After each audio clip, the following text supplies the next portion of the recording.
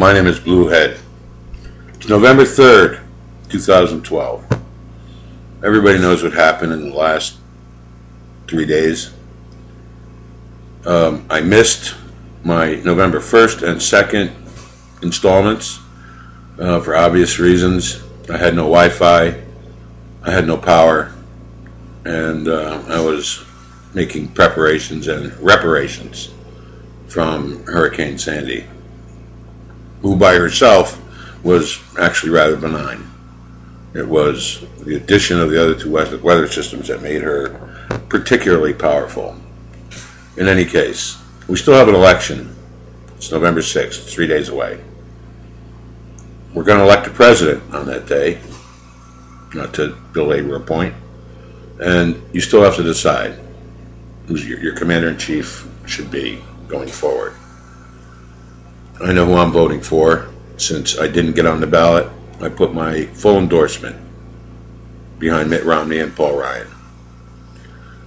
I don't exactly agree with their entire platform or many elements of their ideology that I have a different perspective on and would choose to do otherwise, but they come closest between the two parties and candidates to my own ideology for managing this corporation called the United States of America and her heart and soul, the people.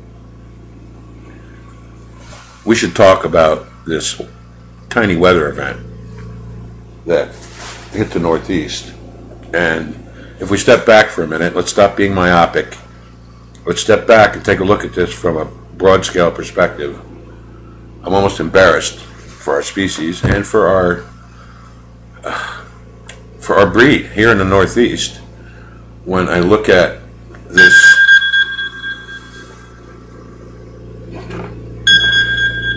excuse me. Hello? Okay. My apologies for that interruption. My wife was calling from the house. I'm in Brookfield. I was talking about the impact from this weather system on the Northeast. This was just a sigh of Mother Nature. Just a sigh, not even a breath. And with this sigh, she was able to basically cripple the largest city in the world.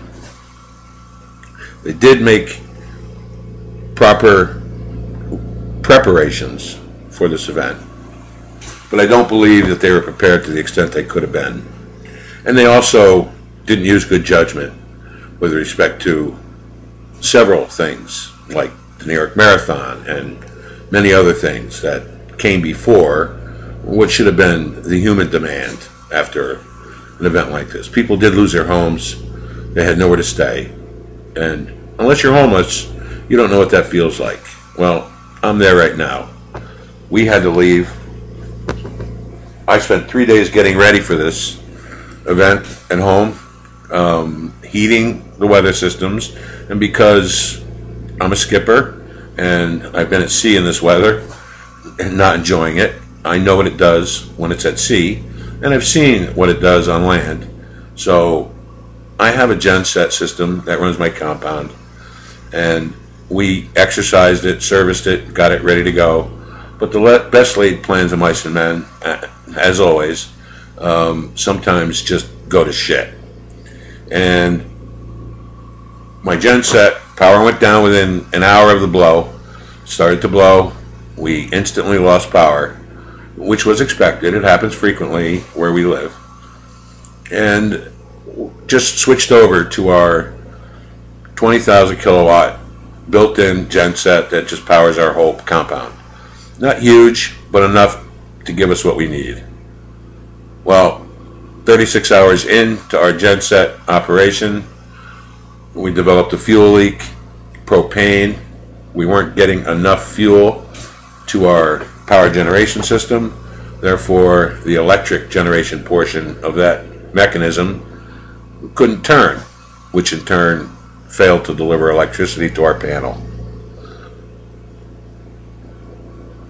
We are in a situation where we live in the highest elevation In this part of the state, it got cold. We have some health issues, and laying on a garage floor for a couple hours in the dark trying to fix this genset probably didn't do me much good. But I decided to evac with my wife, and we drove basically 4 or 5 towns over, and my oldest daughter has a beautiful home here, and she was gracious enough to take us in and put me up. Actually, she just took me in. My wife had to go and sit with her mom, who did not have power as well. In any case, we weren't quite ready enough. And that's kind of frightening, because this really wasn't that big of a weather event as meteorological events go. If we look back at Japan with that tsunami and what occurred following that, of course it was a news blackout subsequent to that, because the Japanese are very secretive and smart, I think, about their broadcasts. They didn't really let us know what the aftermath of that nuclear meltdown was. And there was no discussion about it on a global basis, because I think they wanted to prevent panic. But in this case, when it's New York City, the largest city on the planet, it can't be ignored, because everything starts here. This is the heartbeat, and also the dragon's lair. This is where all the good stuff and all the bad stuff happen at once. Call it Sodom and Gomorrah, call it the Emerald City, but New York City is indeed a remarkable place. And its metropolitan environment, this one little area, is the cardiac center of the United States of America, and it's also the cardiac center of the globe on a financial and business driver basis. This is our motor, this is our heart, this is our blood pump right here. And it just got slapped, just gently slapped by Mother Nature. It was almost humorous to hear Mayor Bloomberg tell folks in New York City, now we're talking about 8 million people in, just the 5 boroughs, and then you've got Western Long Island, you've got Northern New Jersey and the whole Jersey coast, and Southwestern Connecticut. Probably 12, 14 million people in all told. I don't really know the numbers, so don't hold me to it. Well, he said get away from the water. Well, Manhattan is an island. I hate to break it to you, Mayor, but it's an island, and where are they going to go? Where are they going to go? So you're basically stuck there. You're not going to get out of the city on every bridge and through every tunnel, because they were closed. Everything flooded. And if Mother Nature did more than just give us a light slap, I don't know what the consequences would be, but I think it can be modeled. And I think that we should model it, because it's going to happen. It may not happen this year. It may not happen in 10 years. It may not happen in 50 years, but it's going to happen. At some point, there's going to be a meteorological event of such magnitude right here on the East Coast, right here in the cardiac pericardium of the world's financial heart, that it will stop beating when the pressures equalize and everything stops. That's going to happen. We don't know when. No one's got a crystal ball, but we should get ready for that. The fuel situation is really remarkable to observe. If you think about it, just before the storm hit, there was plenty of warning. The international weather technology specialists, Europeans in particular, had some very, very accurate mapping programs. And they called our storm by the inning, play by play by play.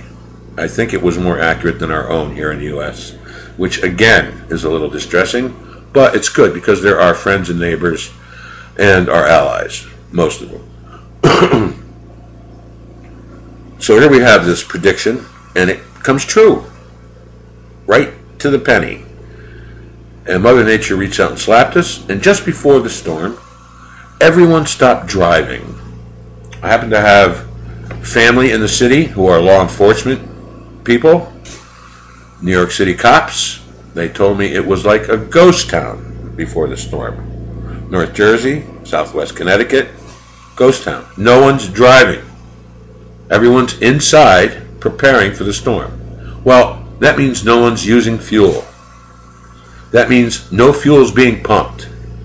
So now we've got a glut, and it's so big in scale and dimension and numbers and heads for cars and utilization of hydrocarbons and fuel that hour by hour the consumption and the pent-up demand that was not being consumed because everyone was home created a glut of gasoline.